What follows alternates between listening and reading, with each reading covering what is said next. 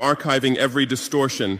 I am Ibrahim Traore, and today I'm pulling off your masks. Ibrahim त्राओरे, एक ऐसा नाम जिसने महज कुछ ही महीनों में पूरी दुनिया का ध्यान अपनी तरफ खींच लिया। एक साधारण किसान परिवार में जन्मा, एक गांव का सीधा सादा लड़का जिसने नंगे पांव चलकर स्कूल जाना शुरू किया था, वो एक दिन बुर्किना फासो जैसे अशांत देश का सबसे युवा राष्ट्रपति बन गया। पर यह कहानी सिर्फ सत्ता परिवर्तन की नहीं है, यह कहानी है एक ऐसे नौजवान की जिसने अपने देश की मिट्टी में दबे हुए आंसुओं को महसूस किया, जिसने खदानों में काम करते मजदूरों की टूटी हुई हड्डियों में दबी हुई कराहों को सुना, और जिसने देखा कि कैसे एक समृद्ध अफ्रीकी देश के खजाने पर विदेशी ताकतें ऐश कर रही थीं, जबकि उसके अपने लोग भूखे मर रहे थे। त्राओरे का जन्म 1988 में बुर्किना फासो के बोंडो नामक गांव में हुआ था। बचपन में उन्होंने भूख देखी, ठंड देखी और वो दर्द देखा जो कभी खबरों में नहीं आता, लेकिन उन्होंने हार नहीं मानी।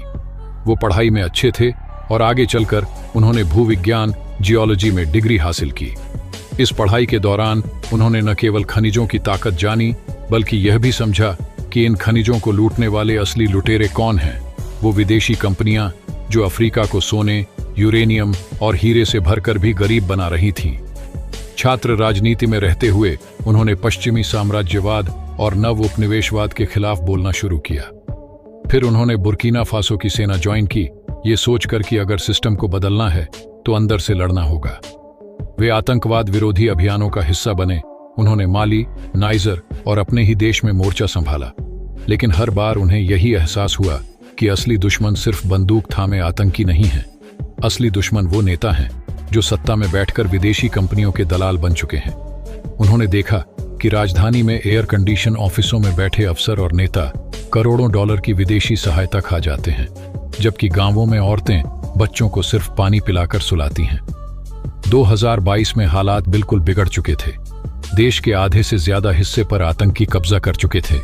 लोग स्कूल छोड़कर भाग रहे थे और किसान डर के मारे खेत तक नहीं जा पा रहे थे। तब इब्राहिम त्राओरे ने वो किया जो इतिहास में सिर्फ कुछ ही लोग कर पाते हैं, उन्होंने विद्रोह किया। 30 सितंबर 2022 को उन्होंने सत्ता पलट दी और बुर्किना फासो के सबसे युवा राष्ट्रपति बने। पर उन्होंने सत्ता का ताज पहनने के बजाय सैनिक की वर्दी पहनी रखी, ये जताने के लिए कि वो राजा नहीं, जनता का सेवक हैं। राष्ट्रपति बनते ही उन्होंने ऐलान किया कि अब कोई भी विदेशी देश बुर्किना फासो की दौलत पर हाथ नहीं फेर सकेगा। अब देश का सोना देश के बच्चों की किताबों में बदलेगा और देश का यूरेनियम देश की रोशनी बनेगा, न कि पेरिस की गलियों की चमक। उन्होंने फ्रांस की सेना को बाहर का रास्ता दिखाया और देश में जन रक्षक मिलिशिया की स्थापना की, जिसमें गांवों के लोग हथियार उठा रहे हैं अपनी जमीन की रक्षा के लिए। उन्होंने भ्रष्ट अफसरों की सैलरी घटाई, सरकारी खर्चों में कटौती की और किसानों को सीधा समर्थन देने की स्कीम शुरू की। उनके भाषणों में क्रांति की आग थी, लेकिन उनका चेहरा हमेशा शांत रहता है, जैसे एक ऐसा दरिया जो अंदर से उफान मार रहा हो। उन्होंने कहा, अगर हमें मरना ही है तो अपने देश की माटी में मरेंगे, लेकिन घुटने टेक कर नहीं झेंगे।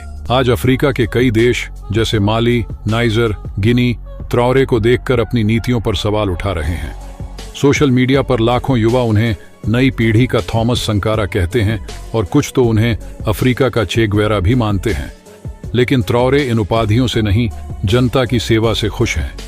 वो आलीशान महल में नहीं रहते, वो सैनिकों के साथ जमीन पर बैठते हैं, आम लोगों के साथ खाना खाते हैं और लोगों से सीधे संवाद करते हैं। उन्होंने हाल ही में एक भाषण में कहा था, अगर हम चाहते हैं कि हमारा खून व्यर्थ न जाए तो हमें खुद को ही अपना नेता बनाना होगा। विदेशी समाधान हमारे घावों की दवा नहीं है। हालांकि चुनौतियां बहुत हैं, आर्थिक संकट, आतंकी हमले, विदेशी साजिशें, लेकिन त्राओरे पीछे हटने को तैयार नहीं है। उनके लिए यह सिर्फ एक राजनीतिक जिम्मेदारी नहीं, बल्कि यह उनके बचपन का सपना है, उनकी मां की ममता की कसम है और उन बच्चों की उम्मीद है जो एक दिन स्कूल जाकर डॉक्टर या इंजीनियर बनना चाहते हैं, लेकिन आज सिर्फ बंकरों में छुपकर जी रहे हैं।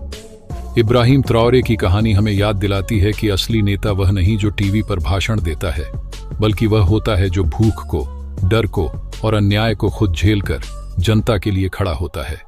और शायद इसीलिए आज जब अफ्रीका करवट ले रहा है तो उसकी आवाज में त्राओरे की हुंकार गूंज रही है, एक ऐसी हुंकार जो गुलामी की जंजीरों को तोड़ सकती है। अगर आपको यह कहानी प्रेरित करती है तो इसे सिर्फ एक वीडियो समझकर मत देखिए, इसे एक संदेश समझिए और पूछिए खुद से, क्या हम भी अपने देश के लिए वैसे ही खड़े हो सकते हैं जैसे इब्राहिम ट्राओरे खड़े हुए।